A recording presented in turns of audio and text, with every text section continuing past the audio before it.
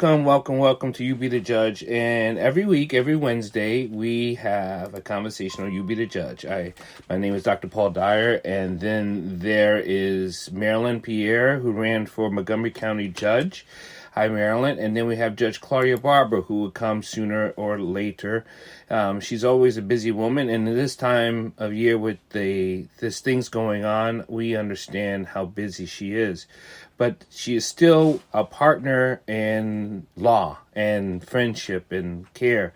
So we have a topic that we're going to talk to Mike Tabor about. It was just last week we were talking to, well, not last week, it was 2 weeks ago, because last week we had Lady Gypsy, which was great because we danced and we sang. So that was awesome. But we talked about water and how water is being affected, how things are being affected by what we're not getting. But just recently, Maryland off air, we were talking about, there was an issue here in Maryland on Severna Park High School, where a kid, and I'm just going to play the video clip, and then we'll get into this later, but this has to be put out there. And I'm just going to play it because it's a nasty issue, and let's just go here.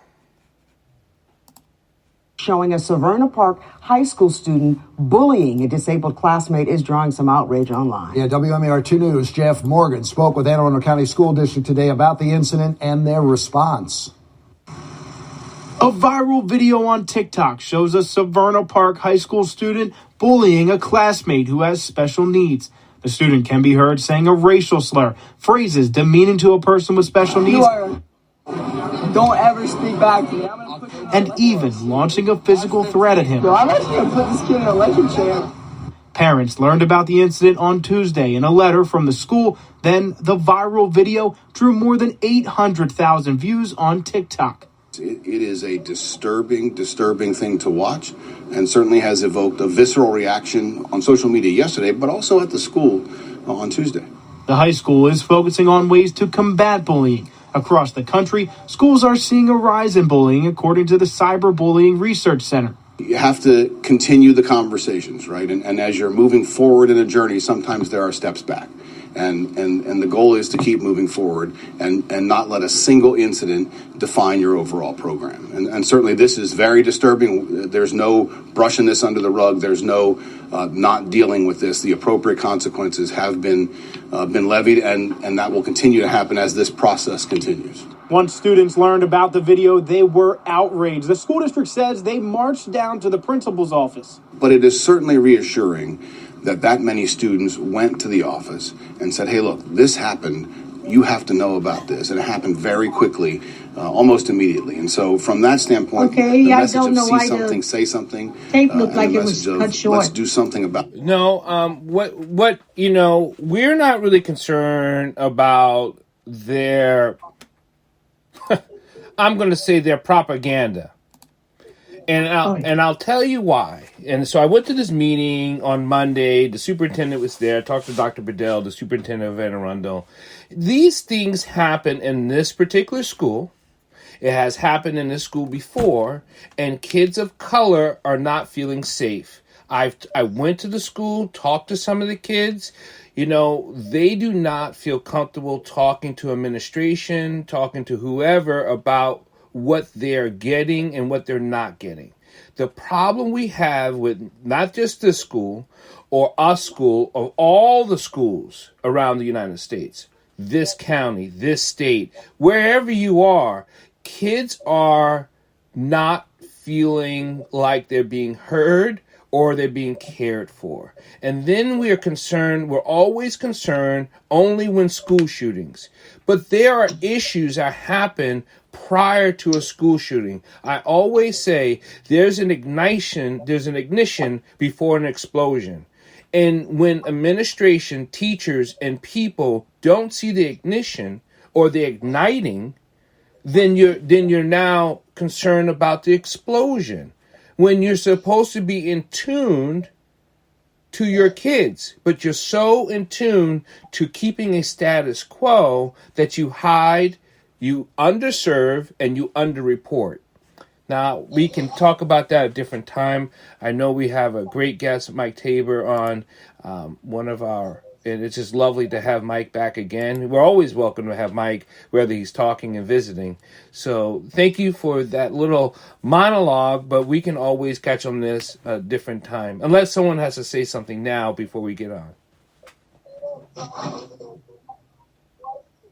I think that we're ready for Mike, and so Mike, you have the floor. And Mike needs no introduction because he's been here several times before. He's been introduced before, and people who are here know who he is and how great he is. Okay, thanks. We actually have a professional. I'm just a farmer concerned about clean drinking water and the lack of enough information on the subject or concern. But I notice Emily Ransom with Clean Water Action is on. Emily, do you want to open or say something, or should I go on with the presentation and have you comment? What would you rather do?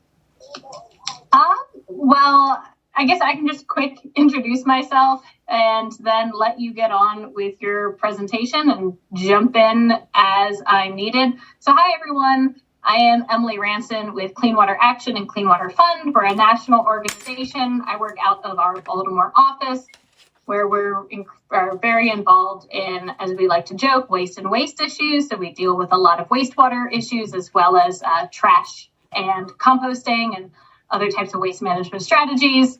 Nice to meet everyone. Thanks, Michael, for the invitation, and I'll let you get into it.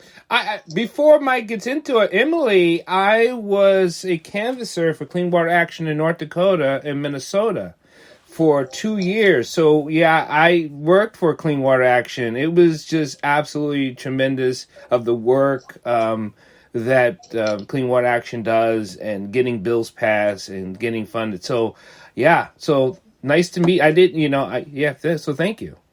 Well, if you ever want to come brief the Baltimore canvas, we don't have a DC canvas anymore. We still have a crew in our Baltimore office. There is still the Minnesota office. I had no idea we were ever in North Dakota. Yeah, but, absolutely.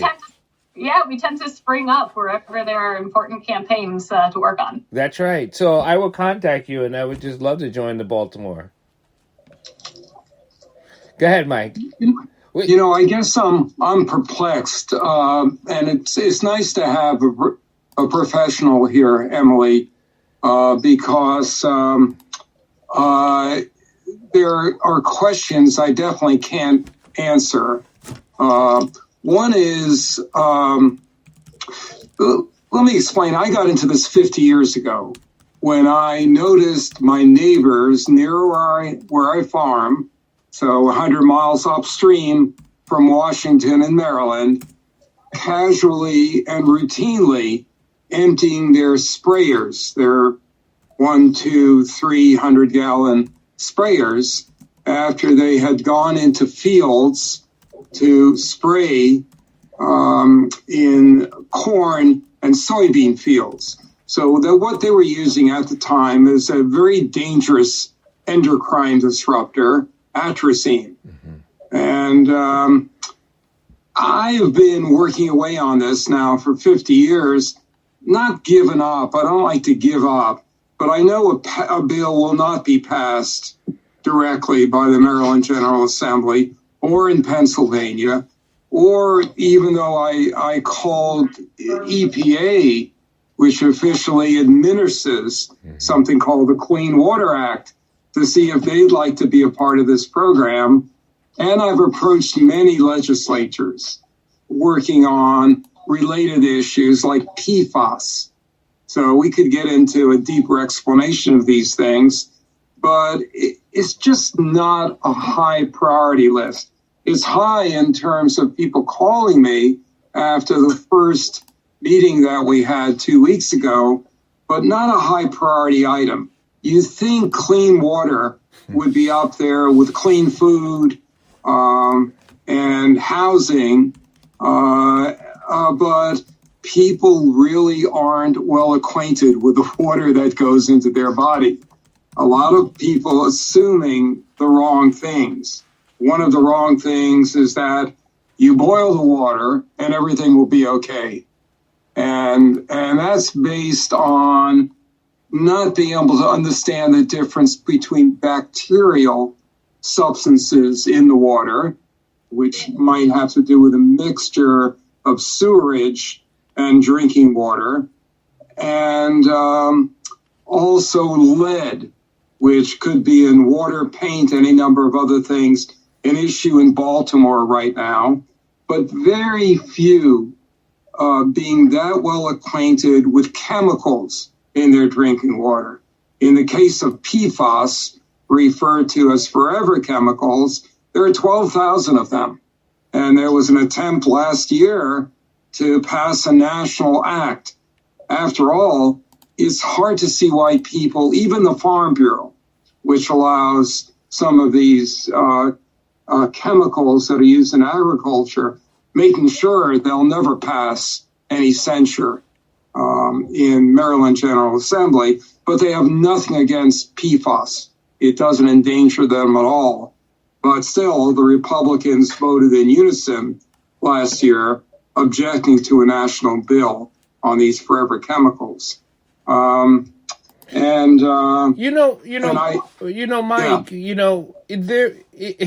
sometimes we're easy to say who isn't supporting, but we also don't hear people who are supposed to be supporting it also. So it's that's the catastrophe.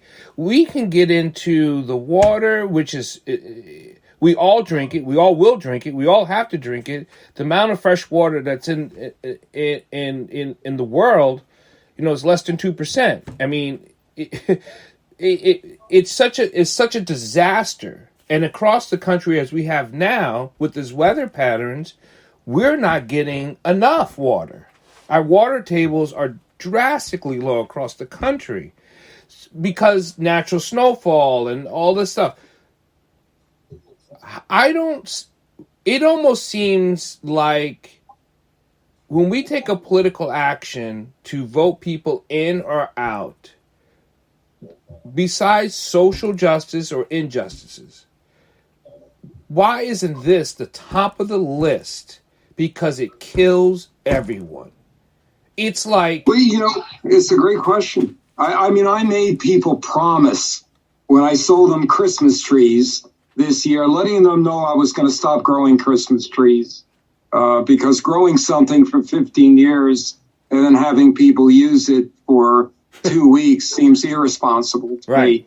But every one of the customers, I asked, I'll sell you this and I'll keep it at the reasonable rate. I'm not going to be doing it much longer, but will you call your rep? You have 3 delegates in the General Assembly and 1 state senator.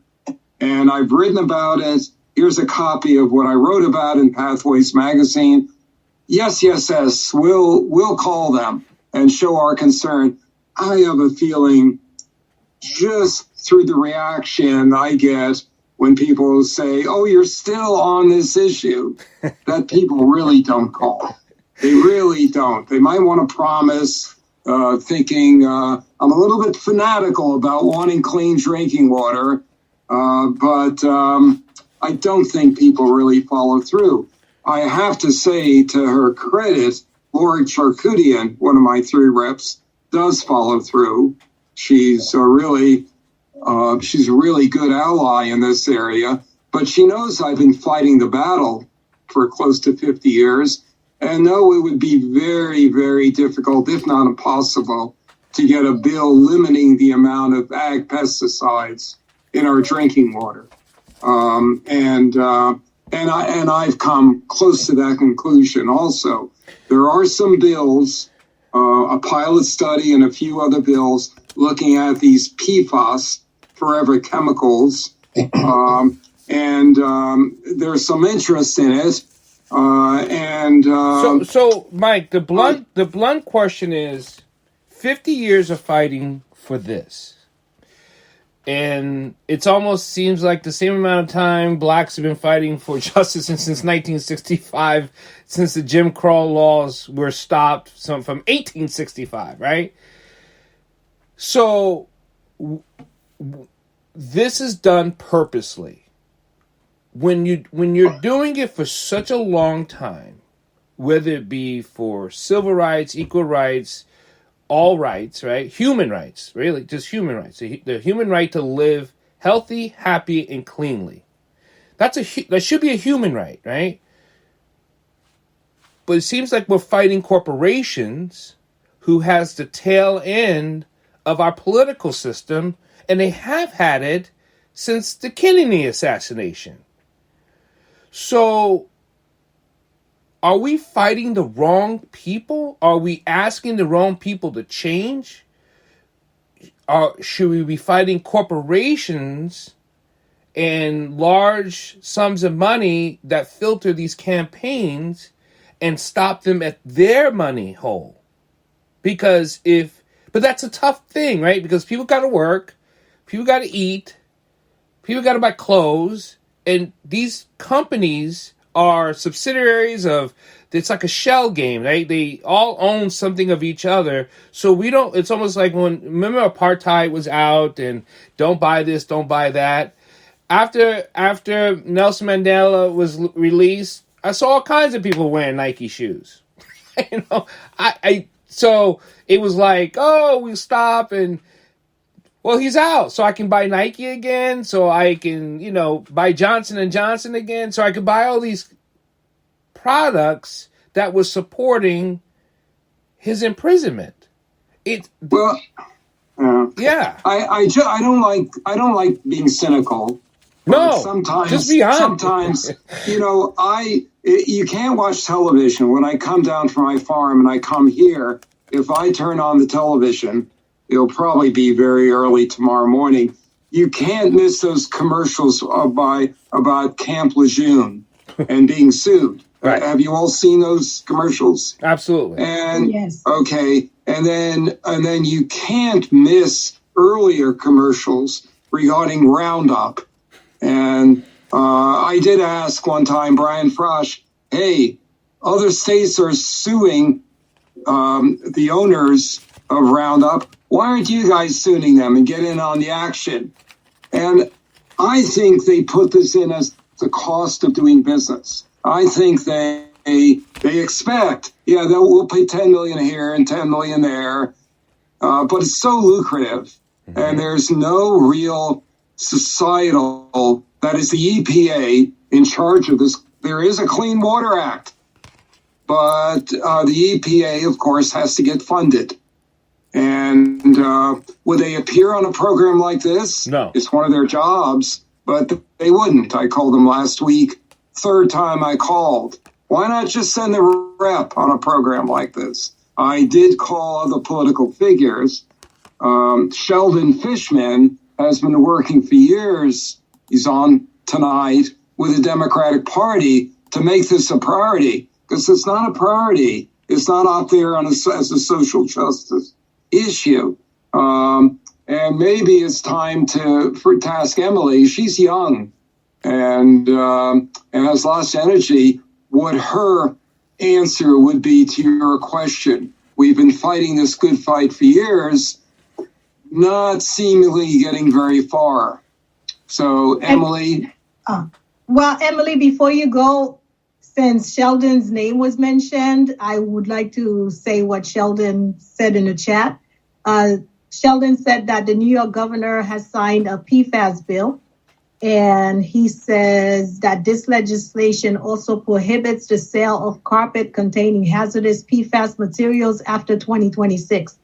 PFAS are linked with serious health in both children and adults, including impaired neurodevelopment, immune system dysfunction, hormone disruption, and cancer.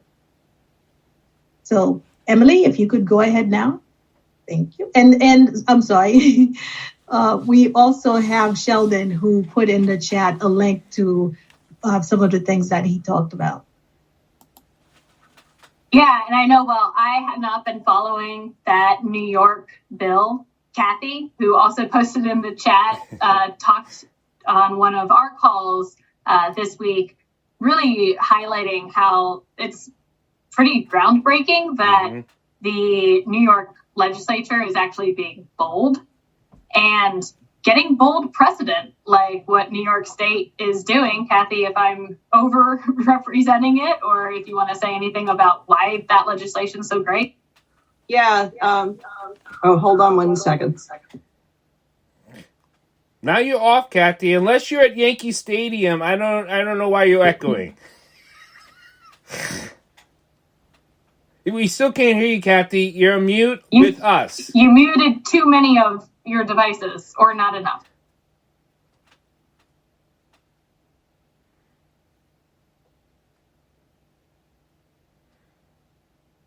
You know, I don't think Kathy's still with us? Yeah, she's figuring something out. But before Kathy comes on. Sorry about that, guys. I'm still figuring out all this technology. I'm on 2 devices. So just to follow up on what Emily said, and I put in the chat, so one of the reasons that the New York State legislation is so bold and it's amazing that it's succeeded is usually the industry, both the PFAS industry and the carpeting industries, particularly the synthetic turf industry, usually gets involved with the legislator and makes sure that the artificial turf in particular isn't included in such legislation. And I think so far, California may be close to passing zero PFAS legislation in relation to carpeting. But the New York State legislation is combines extended producer responsibility and on PFAS and artificial turf all in one. And I don't know how they did it, and we're trying to find that out.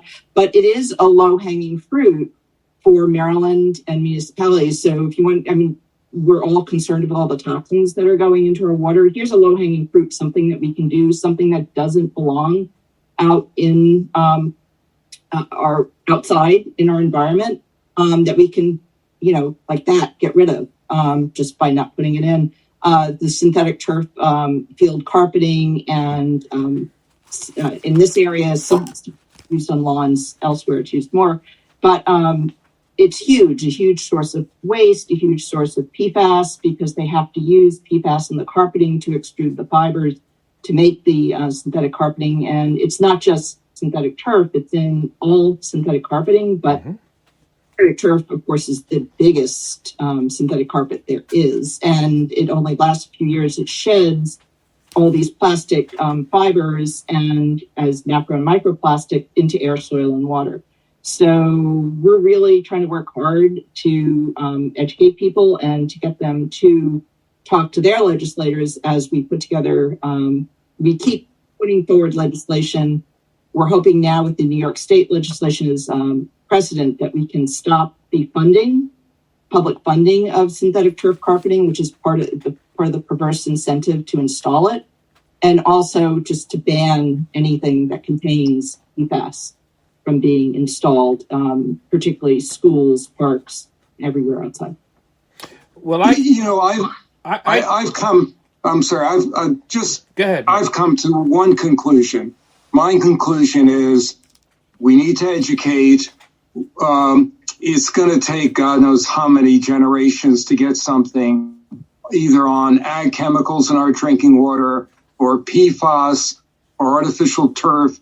Your best protection, if you're an individual and you want clean drinking water, is to go through the review process and get your own filter.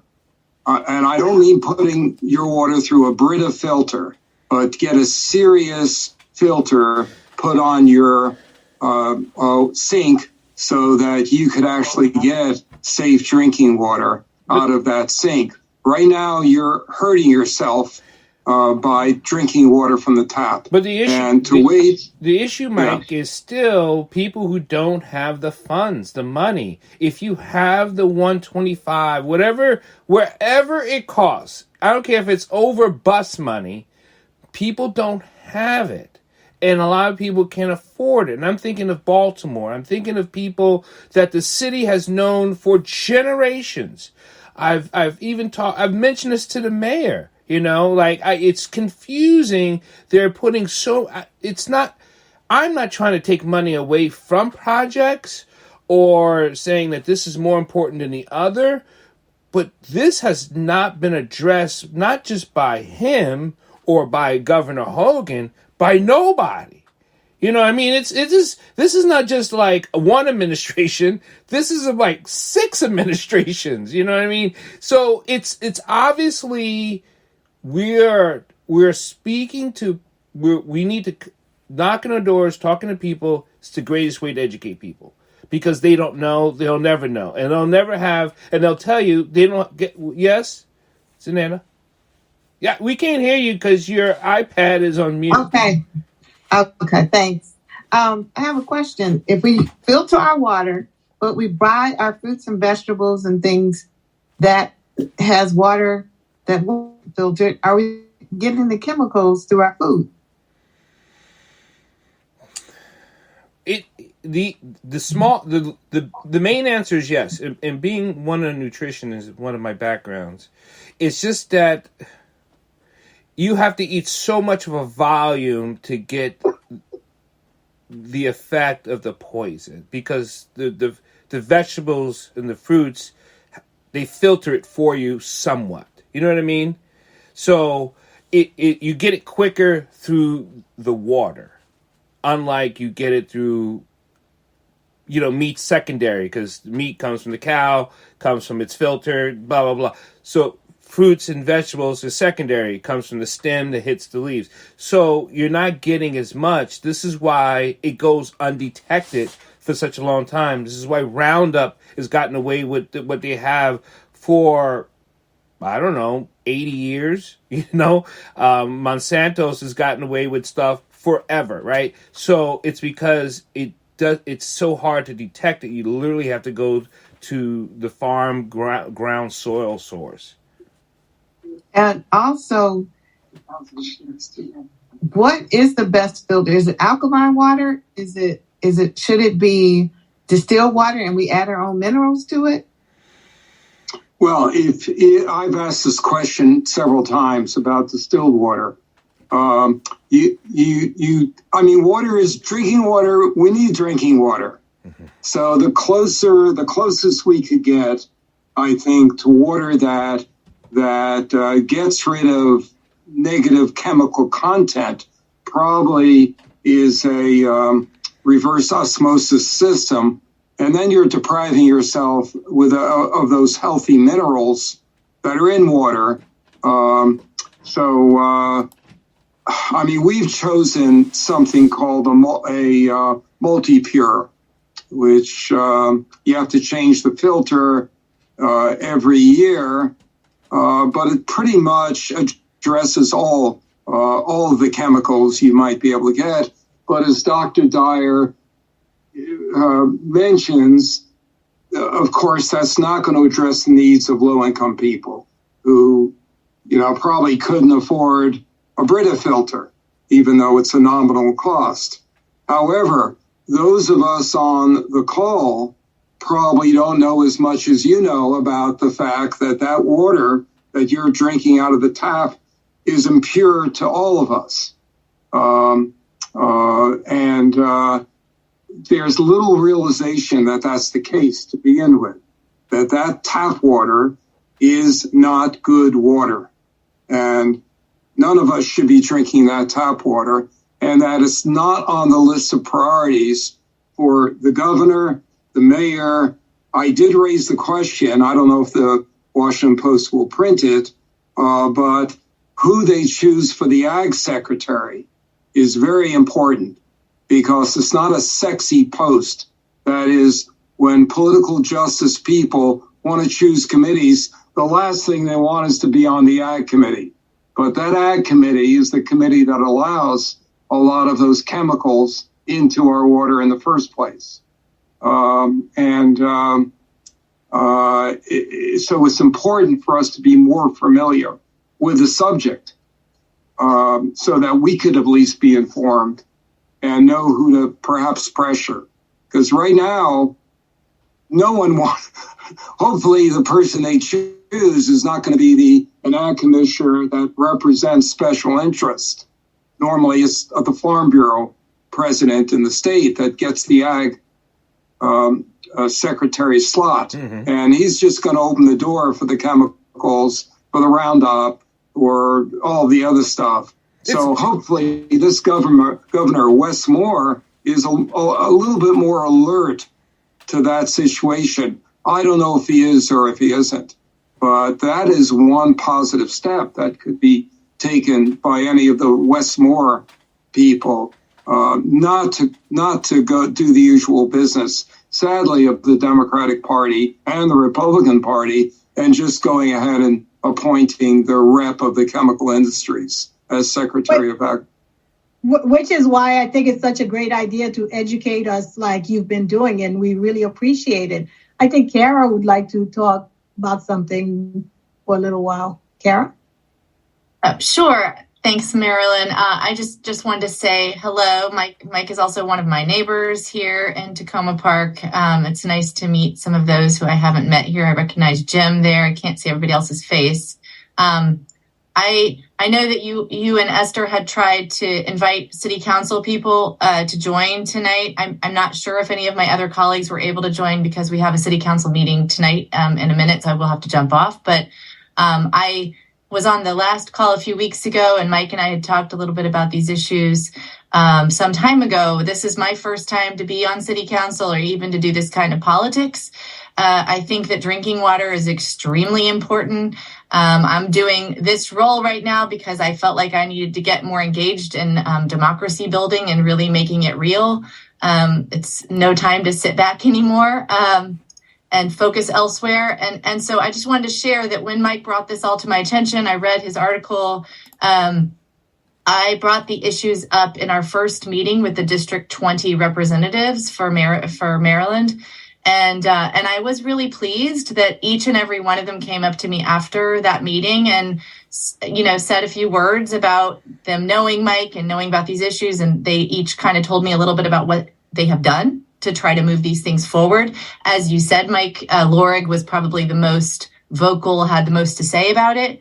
The only thing that gave me pause and makes me sad sitting here right now is that, it's really clear looking at the sheer volume of issues that they have on their plates that, it may not rise to the fore. I mean, I will say, Mike, that one of the things she said to me in her parting words were, I sent Mike a lot of different contacts and things to help him mobilize, citizen participation. I'm hoping he can do that. And, the more gatherings like this that we can get together and get, citizen voice to be lifted, perhaps, now is a good moment. It's the beginning of a 90-day session. We have Wes Moore at the governor, helm. But again, there are a lot of priorities on the table. If there's anything that people want to share with me about what they think city governments, especially smaller ones, we only have a population of like 18,000, but I'd be interested to just hear if you think city government plays a role in this. Thanks for inviting me. And I'm sorry, we'll have to duck out in a little bit to get to the meeting. Well, thanks. You're the one elected official who's come after probably 30 or 40 being invited. So that says a lot, right? And unfortunately, thanks, Kara, for mentioning coming on You Be the Judge. And you're always welcome to come back next week, Wednesday. And we're always talking about something issues from here to there. So be the advocate you strongly want to be. So, and we will support you. If they're not supporting you, be the whistleblower and say, I brought this up and they poo-pooed me.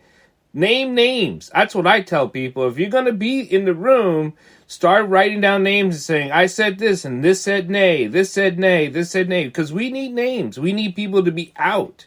And no one's ousting their counterparts or their partners or whoever they're in council with. They're not telling on them. So we don't know who, so we blame all of you.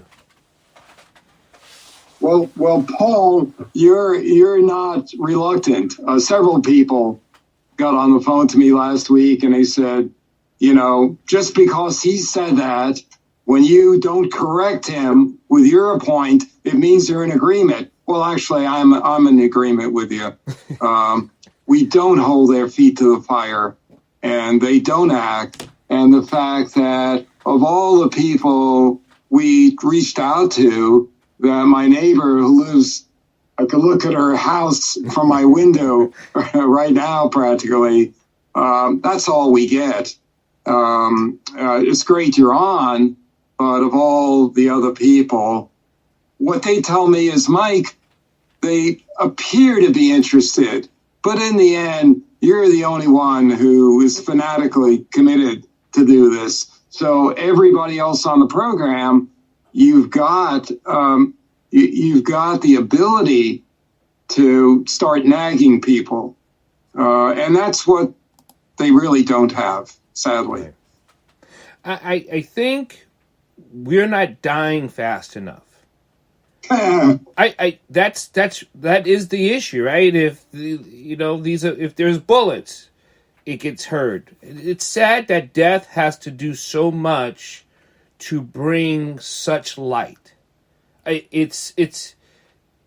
is to me the saddest thing to recognize when you're doing community work or community care. It's that people aren't dying fast enough for them to recognize the seriousness of it. And that is the troublesome to me. I know you're not completely serious here, but I'm reading a book by Mark Bittman. And if anybody has a book club and you read nonfiction, it's called Animal Vegetable Junk, A History of Food from Sustainable to Suicidal. And I came across a sentence at 2:00 this morning about Malthus and Malthusian theories about people dying or not dying. I came across this sentence. Scientists assured polluters that nature would self-cleanse. Water, like land before it, soon became a commodity in its own right, and its quality deteriorated. But there's an assumption, and maybe we accept that assumption, that nature will self-cleanse. I mean, if there's something important that ranks up there with housing, food, a good diet, it's got to be drinking water. And for there not to be a stampede when it becomes clear that the water's been compromised, you just wonder what's going on in people's minds. And that's the case. That is really the case. I think there are several questions in the chat that are quite interesting. I'm trying to find who asked the question, but someone asked, is there a way of finding out, is there a place where the water is cleaner than other places? Like, are there areas in Maryland? Are there areas across the country where the water is cleaner than other places? Is there some place on the internet that someone could go to and put down, a city, a street or a lake or a river and find out how clean that water is? Well, one of my friends is the Patuxent River Keeper, and I help him with a lot of projects, and he's been fighting for clean water from that plant up there that dumps it into the water. I mean, it's a full-time job he has, just bringing lawsuits on things as being dumped into the Patuxent, and I commend him, but it's still. He seems like he does it by the few, but it affects so many that use the Patuxent River for all their hobbies and joys and fishing, but they don't know what they're swimming in or fishing in if they don't understand that it takes a process to keep it clean and to stop these actions from being taken on the Patuxent. So there's a lot of rivers in Maryland. We get a lot of our drinking waters from the rivers. I mean, that's just a fact. Someone asked what the ask should be when we speak to our representatives. And Kathy had a great suggestion, which is maybe we should ask them to provide filters for us so that we could have clean drinking water in our houses. That would go a long way. But before you answer that question, Michael, I have one more question. You said that we should have the filtration system in our sink. But if we have it in one sink, does that mean having it in all the sinks in our houses? Because, you might have the sink in the kitchen, but then there's the sink in the bathroom where you brush your teeth. They're more expensive, but there are full house filters. I mean, we, as a wedding present 35 years ago, our sister-in-law, being very wise, as a wedding present, gave us that filter. And we've only had to get the subscribe to the service that allows us to change the filter. But you got a lot of full house water systems. It doesn't address the issue of low-income people. It doesn't. But I just one other insight: people who get these 5-gallon containers of water delivered to their house, believing that this is purified water or healthy water, are in for a big surprise, because many times they're not. Spring water is not necessarily any safer than the water coming out of your tap. I think there is a bottom line, doesn't address all the issues, but looking into this, seeing how Consumer Reports rates the filters and getting a filter installed is something you should think about. The other issues have to be addressed, and raising consciousness about them are positive things. That's why I just keep on doing this in the hope that people will pick up on the issue.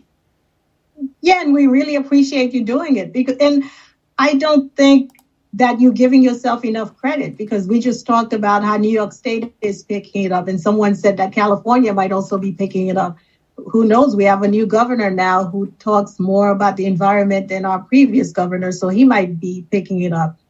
And by educating the local officials like you are doing with Kara, thank you very much, Kara, for being here. She's also going to pick it up next time something like that comes across her desk. She's going to call you and say, Michael, what do you think about this? Is it something that we should be concerned about? So I think you need to give yourself a whole lot more credit than you have been doing. But the point is, we're all downriver. I mean, I'm upriver. I do have a well 350 feet deep. We do have pure water, but that's because we're privileged. We have that farm, we drink that water, and we don't use chemicals on the farm. But very few people are on that position. I'm concerned when I see that sprayer after they've sprayed their field of corn and soybeans. They feel free to go into the closest creek and cleanse that sprayer. And the only hope I've seen recently is the fact that people have stopped fishing in those creeks. And Paul, would you have any idea why they stopped fishing in the local creeks and even in portions of the Potomac near us? I don't, but I could find out. I just got, it's... Yeah. I know the answer, which is the male fish. The male fish have turned female. That is, the male organs over when they're in that water turn female. Now, although EPA says we can't say this definitively, there is a relationship between when you have an endocrine disruptor with women, breast cancer, and uterine cancer. No question. Will the EPA make that connection? No. And there is a connection with men in prostate cancer. And can political figures act on that? It's a low item, but it should be of concern to 50% of the population that once they research this, have to understand that's coming downriver has a possible connection with breast and uterine cancer and men with prostate cancer. Again, the sad issue, Mike, is what I said, and being in jest, is that we're not dying fast enough. Because if we were, this would be more of an action. That's just that I guess that's what I said before. That's the upsetting part.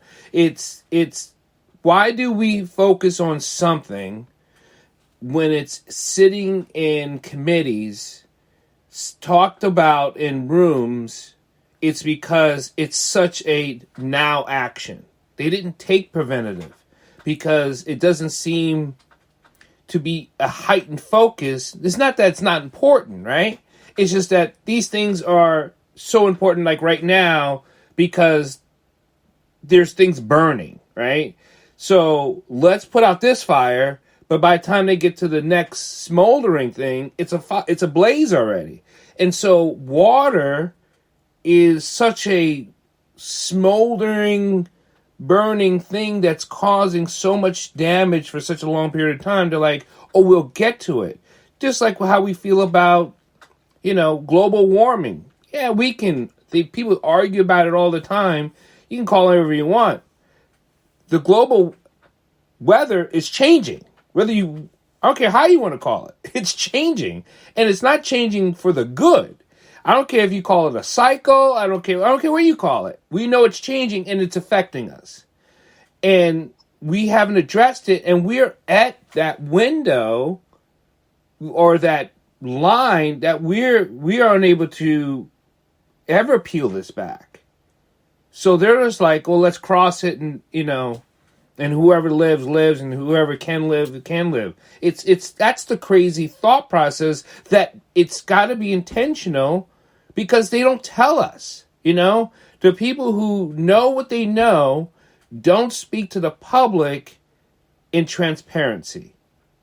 That's all we ask. If you can't do anything, that's true. If you can't do anything, tell us, right, Meryl? Go ahead. Yeah, well, that's true. I just thought Karen had a really interesting question. She asked, can filters be put at the source of our drinking water, not just on individual residences?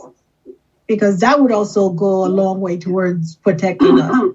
Let me just jump in here for a second. There are individual filters, for like one sink, and then there's whole house filters, and of course they're probably much more expensive.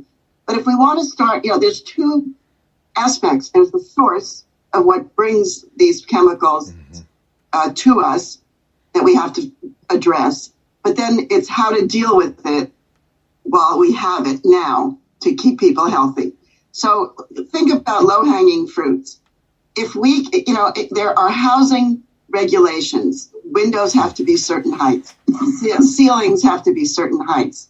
You have to have, all these different housing regulations. Lead, all these things. So we could lobby to either, local, municipal, up the chain to include in these housing regulations that all the water, like in an apartment building, has to have that whole apartment building filter. That's a place where we might be able to do something while Clean Water Action and all the other groups that are trying to get them out of our water. So the frustration I think that Paul was expressing and other people with their questions is what can we do? What can we do? Well, let's try to find the things that are doable.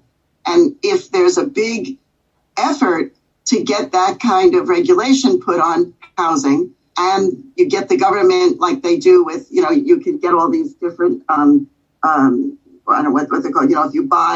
If you get solar panels, you get some money back from the city. But, try to figure out a way to impose that onto the government so that people can actually do it. So that developers or managers of housing don't have to bear the brunt, and they're able to do it. So that's sort of a partial answer to that. Well, Karen, Tacoma Park could lead the way by working, say, with Montgomery Housing Partnership in trying to help subsidize healthy drinking water in apartment buildings, which would include people of all income groups. So, Mike, it's very interesting. Question. Sorry. So going back to the bigger picture, what is the regulation or code? Who determines what is healthy water and who isn't? And are they even watching that? So that we should be getting water we can trust when we drink our water. How sick does somebody have to be before they decide it's not healthy? What's their code? What's their standard? I'm not going to speak for him, but Paul would say not enough people are dying right now. Yeah, but that's the point. I mean, where's the cause and effect? Is there any science behind outcomes? Yeah, there is. It's not being enforced. It's not being regulated. There's no sign on a bridge, for instance. I'm upriver, and the water coming down from our area is going into the Potomac and the Chesapeake, the Chesapeake Bay system. There's no sign that makes it illegal to dump your residue after you've dumped it on the field, filled with ag chemicals. And there's nothing posted that's saying that's illegal. That's a real issue. Yeah, I mean, when's it become a crisis? And who labels it a crisis? Like, COVID had to become a crisis. Like, Paul is saying people had to die. A certain number had to die before people believed it was a crisis, even. They didn't even believe the science at that point. I think it's a serious issue of drinking water. Everybody has to have water. Carol, you going to say something? I just did want to say one thing. When we last had a bill on the subject of chemicals in the drinking water, as a kind of 60s action, I stopped the hearing. It was a Senate hearing, and Paul Pinsky was the chair. Was he the chairman? Anyway, I said, well, I'd like to stop the session. You're all sitting around. These are all the Eastern Shore Republicans and a few Democrats, and they're all drinking bottled water. And I said, I want to invite you to do something. I have a nice pitcher full of tap water that comes from out of Annapolis Taps. This is the city you're all in. And this water you're saying is okay to drink. I'm wondering how many of you on this committee, there are about 20 people, are willing to put down your bottled water, and I got a nice clean drinking cup, and drink city water like everyone else has to that drink it out of the tap. Do you know how many people agreed to drink the water? Well, Paul's got the answer. It's zero. Zero. And they would not pass an act giving us access to chemical-free drinking water. And so the question is, what is bad enough? Who's going to tell us what's bad enough? I mean, why are we spending money on all these bottles of water when we should be getting it out of the tap? I mean, who's making money on this deal so that, nothing's happening? There's your question. ... You hit it. It always goes down to money. It doesn't just always go down to just money. It goes down to who's making the money. Because it's not about money. It's about who's making the money. Who benefits, right? Yeah. And somebody's benefiting, yeah. But the other question is, or the other answer is who isn't benefiting to have access to clean water? And and you have to wonder where the worst water is. Is it in our poorest neighborhoods? Yes. I mean, has anybody studied that? I mean, well, yes, they have. But they have. It's in Baltimore with the lead. I'm not surprised. Yeah. My question, this is Teresa. My question is, has anybody studied the water in the bottled water? Because we talk about dioxin leaching of the plastic that the water is encased in. Not only that, they talk about the environmental hazard of the bottled water itself when it ends up in the ocean. So, we can look at it, the glass half empty or the glass half full, but that's another thing. How much of a hazard is bottled water on the individual's body as well? That's a really good point. It's a good question. Who listens to all our questions? I mean, you know? Well, this does go out on a live podcast. It is a live podcast. It goes on all the, wherever you get all your podcast channels, just put in Bridges Live, You Be the Judge, and you can get the latest show, or the latest show that Bridges Live. Bye, Kara. So this does go live out in all the social media, things like that. But sometimes people listen, but it's not, we always said when we started You Be the Judge, we wanted three things. One, we give information. Two, we want to clarify and give understanding. But then three, hopefully that puts you into an action. And if that doesn't put you into an action, it's my finger wagging shame on you, because we're giving you good information. We are having conversation. It's not just about give, but we're having conversations, because conversations is how we brainstorm things and how we express our things. And we're able to open up these things for expression and to talk. But after information and conversation, we want people to have clarity and understanding. Because maybe, that's why the questions came up. What about this? So we have some people that on certain topics or whatever topics, we have clarification of the understanding. And then it's up to the individual to go, guess what I heard on You Be the Judge, and what do you think? And have those conversations with friends, families, co-workers, or the person on the bus, the person on the MARC train. I don't care, because I have them all the time, because I talk to people all the time, because it's a lot of things to talk about that people are like, I wonder if you knew, and it's a very easy conversation to have. And it doesn't have to be so diverse or where it's an argument. It's like, I wasn't sure if you knew. I've worked for the state of Maryland at the university level system as a administrator, and I know firsthand that the only way to get money from the state is if there's a crisis of some kind. And then in order to prove that crisis, you have to have statistics. You have to have the numbers. And that's what they respond to, that it's a crisis, that somehow it's going to affect their money in some way or somehow, it's difficult to change the system.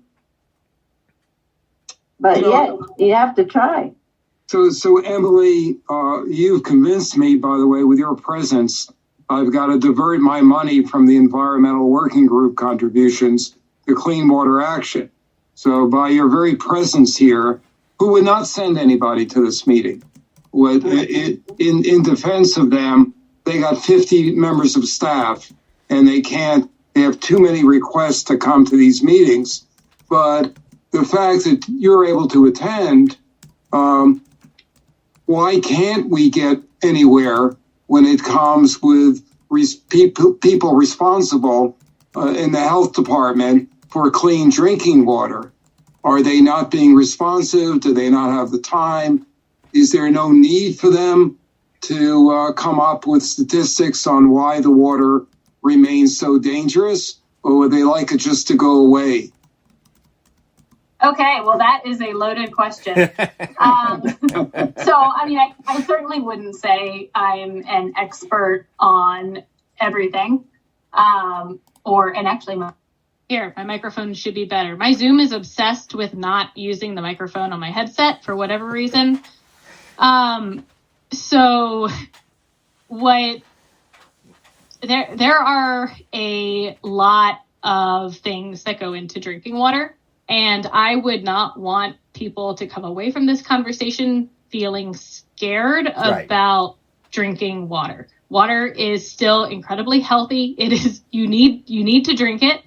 There are things that we can be changing to make our drinking water better, but I never would want to make people scared or feel like they have to go out and buy bottled water. And especially since bottled water oftentimes is just bottled tap water from somebody else's tap. So in terms of how safe drinking water is regulated, is that tends to be the Federal Safe Drinking Water Act sets standards. And I will say, as an advocate working on we want more things regulated, we want more protections, it can be really difficult for us to prove that some particular chemical is dangerous. Mm-hmm. And that it is now worth the cost to stop using it to change the system. So I'm going to give the example of chlorpyrifos, which is an agricultural pesticide. The Obama administration was in the process of banning it. It's already been banned for in-house use. And I actually found, and our Canvas found, talking to people, that if we talked about human health impacts, people didn't tend to be very motivated. But if you talked about it killing bees, oh my gosh, game changer. Everybody cared about the bees. And I think that comes to, well, we can't, and thank goodness we can't dose a human being with a chemical and say, oh yeah, see, it kills them. You can study that with bees. You can study that with other creatures. And so I think that uncertainty, the corporations, the corporate interests, the industries are really able to effectively use our lack of conclusive studies on human health impacts. Because, was it the chlorpyrifos you were exposed to, or was it pick anything else that's sprayed in your neighborhood? Could be mosquito spraying, could be, a polluting smokestack nearby you. It's just so hard to have those controlled experiments. So we have been, there have been so many attempts, but that is one of in my personal opinion, I think it's probably not a bold personal opinion, but I think that's one of the biggest reasons why it's been so hard for nonprofit and advocacy groups to get a lot of these chemicals regulated. And I have heard there have been attempts previously. It's probably the solution that has to happen is we have to change the standard. So it's no longer when a new chemical gets approved, the standard shouldn't be, well, is it hurting? We should be proving that it's safe before we use it. And then we go, oh, we started using this and now children are having these neurological delays. So that is, I think, one of, a big thing. And bringing that to how, what people can do right now, this moment. We are in our 90-day legislative session in Maryland. And so hi, my name is Emily. I'm a registered lobbyist. So one of the most useful, impactful things for grassroots activists to be doing that help me do my job in Annapolis is calling offices, saying that you support a bill. I have literally had, it may not feel like you're being all that impactful, but when I am asking for a bill to get put on a vote list, oftentimes I hear from legislators, well, I haven't heard about that. Or we need some offices, especially to the chair or vice chair, saying, we want this to come up to a vote. So I'd say, a lot of our job as lobbyists is getting bills up for votes. We have to elbow out other bills because it's a 90-day legislative session. It's nuts, and things get forgotten, things get lost. Even I have seen so many good, beautiful, non-controversial bills die just because we weren't being forceful enough about getting it on a vote list. Kathy put it in the chat, precautionary principle. I have a question, Emily. By the way, thank you very much. That was very helpful. We understand that the chemicals that have already been approved, it's very difficult to say, oh, no, now you have to prove that you're safe. Can we at least put some...